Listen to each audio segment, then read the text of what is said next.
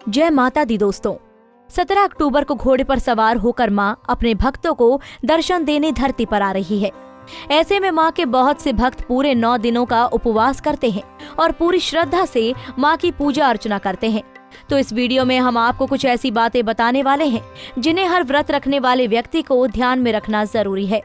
साथ ही वीडियो के अंत में नवरात्रि के पहले दिन पूजा करने की विशेष जानकारी देंगे। नमस्कार, कुंडली टीवी के सभी दर्शकों को शारदीय नवरात्र के शुभ अवसर पर मेरी तरफ से बहुत बहुत शुभकामनाएं। 17 अक्टूबर 2020 से शारदीय नवरात्रे शुरू हो रहे हैं।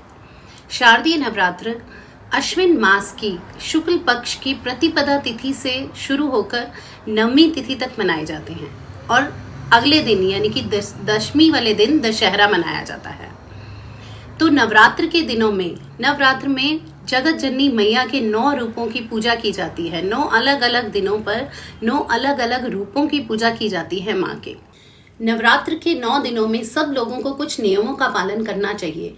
जो लोग माँ का उपवास रख रहे हैं उन लोगों को भी, और जो उपवास नहीं रख रहे हैं उन लोगों को भी। जो लोग उपवास रखते हैं उनके लिए इन दिनों अन्न और नमक वर्जित माने जाते हैं। कुछ लोग एक समय खाना खाते हैं, उसमें वो सेंधा नमक का प्रयोग कर लेते हैं, और कुछ लोग उपवास नहीं रख पाते हैं तो उन्हें सुबह शाम माँ के आगे घी का दीपक जलाकर दुर्गा चालीसा का पाठ जरूर करना चाहिए। इन दिनों सात्विक भोजन करना चाहिए। उनको जो तामसिक चीजें जो हैं वो छोड़ देनी चाहिए। इन दिनों प्याज, लहसुन और मांस, मदिरा, इन चीजों का उपयोग इन नवरात्र के दिनों में नहीं करना चाहिए। और माँ की पूजा करते समय कभी भी चमड़े की चीजें आपने नहीं पहननी होनी चाहिए, यानी कि जूता, बेल्ट, पर्स, ये जो चीजें हैं लेदर की चीजें आपको नहीं प्रयोग में लानी चाहिए। और माँ की पूजा करते समय, माँ की आराधना करते समय काला कपड़ा भी वर्जित है। आपको काले कपड़े पहनकर माँ की पूजा नहीं करनी चाहिए। सरसों के तेल को भी तामसिक माना गया है, तो उपवास के दिनों में सरसों का तेल का उपयोग भी नहीं किया जाता है। तो उपवास में हम खाएं क्या? जी, उपवास के दिनों में कुट्टू का आटा, आलू, साबूदाना, सेंधा नमक, जो नट्स होते हैं हमारे यानी कि ड्राई फ्रूट्स, ऐसी चीजों का इस्तेमाल किया जा सकता है। फलों का इस्तेमाल किया जा सकता है। कुछ लोग फलाहार पर ही रहते हैं, वो इन दिनों नमक भी नहीं खाते और कोई भी आटा, कुट्टू का आटा भी नहीं खाते हैं। तो सबके अपने स्वास्थ्य के ऊपर है। माँ सिर्फ श्रद्धा की भूखी हैं। आपकी श्रद्धा होनी चाहिए। जरूरी नहीं है अगर आप अस्वस्थ फील कर रहे हैं, आप अस्वस्थ हैं, आपकी तबीयत ठीक नहीं है और आपको जबरदस्ती उपवास नहीं रखना चाहिए। अगर आप बिल्कुल स्वस्थ हैं तो ही उपवास करें, परंतु अगर आप उपवास नहीं भी कर रहे हैं तो इन दिनों फलाहार पे रहें और हल्का भोजन करें। तामसिक चीजों से दूर रहें। निंदा, चुगली, इन चीजों से दूर रहें। क्रोध, कलह, कलेश, इन चीजों से दूरी बना के रखें। जो इस बार के शारदीय नवरात्रों में माँ का आगमन हो रहा है वो इस बार अश्व पर हो रहा है, जो कि अच्छा नहीं माना गया है। तो जैसा कि समय चल रहा है, आजकल कोरोना है, रोग है, युद्ध, दुश्मन जो देशों से भी धमकियां मिल रही हैं, इस तरह की चीजें हमारे देश में चल रही हैं। बहुत से लोगों की कुट्टू का आटा भी नहीं खाते हैं। तो सबके अपने स्वास्थ्य के ऊपर है। माँ सिर्फ श्रद्धा की भूखी हैं। आपकी श्रद्धा होनी चाहिए। जरूरी नहीं है अगर आप अस्वस्थ फील कर रहे हैं, आप अस्वस्थ हैं, आपकी तबीयत ठीक नहीं है और आपको जबरदस्ती उपवास नहीं रखना चाहिए। अगर आप बिल्कुल स्वस्थ हैं तो ही उपवास करें, परंतु अगर आप उपवास नहीं भी कर रहे हैं तो इन दिनों फलाहार पे रहें और हल्का भोजन करें। तामसिक चीजों से दूर रहें।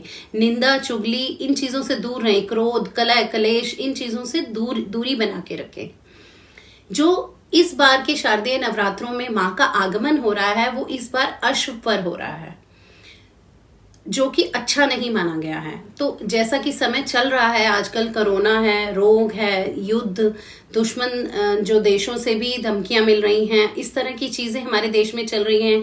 बहुत से लोगों की नौकरियां जा चुकी हैं, घर में कलह कलेश बढ़ चुके हैं, रोग सता रहे हैं। इन सब चीजों में नवरात्रों में जो माँ का आगमन है वो भी अश्व पर हो रहा है।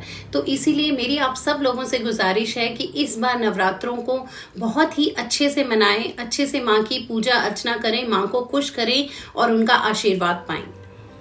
ये वो नियम और बातें थी जो माँ के भक्त को पता होनी चाहिए। इसलिए अगर आप भी व्रत कर रहे हैं तो इन चीजों को हमेशा याद रखें। तो चलिए अब आपको नवरात्रि के पहले दिन की पूजा के बारे में बताते हैं। पहले नवरात्र वाले दिन सुबह ब्रह्म मुहूर्त में उठकर नहा धोकर लाल वस्त्र पहनकर लाल आसन, लाल पुष्प और अगर लाल पात्र हो तो उससे माँ की पूजा की जाती है और घट स्थापना की जाती है। घट स्थापना मतलब कलश स्थापना की जाती है। कलश स्थापना से पहले संकल्प लेना बहुत ही जरूरी है। बहुत ज्यादा लोग जो हैं वो पूरे 9 दिनों में व्रत धारण करते हैं। तो अगर आप व्रत धारण कर रहे हैं तो उसका संकल्प जरूर लीजिए माँ के आगे। उसके बाद घट स्थापना की जाती है और दुर्गा चालीसा या दुर्गा सप्तशती का पाठ किया जाता है। अगर इस तरह से पूजा करेंगे तो माँ आपसे निश्चित ही प्रसन्न हो जाएंगी। कुंडली टीवी डेस्क से दीक्षा गुप्ता की रिपोर्ट। इसी तरह की और भी जानकारी लेने के लिए हमारे चैनल को सब्सक्राइब करें और नई वीडियो की नोटिफिकेशन के लिए बेल आइकॉन दबाएं। अगर आप ये वीडियो फेसबुक पर देख रहे हैं तो वीडियो को लाइक और शेयर करें। साथ ही अपनी राय कमेंट बॉक्स में जरूर बताएं। धन्यवाद।